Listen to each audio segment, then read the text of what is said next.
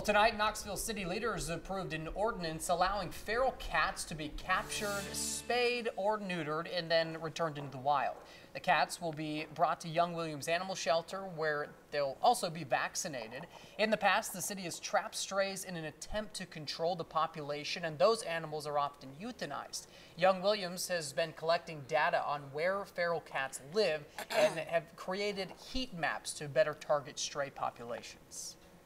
And right now, this is the most effective strategy that we know works as far as addressing cat overpopulation, because they reproduce at such an enormous and such a quick rate that there are never going to be enough homes for all these cats.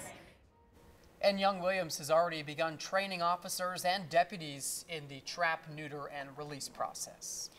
Knoxville leaders are also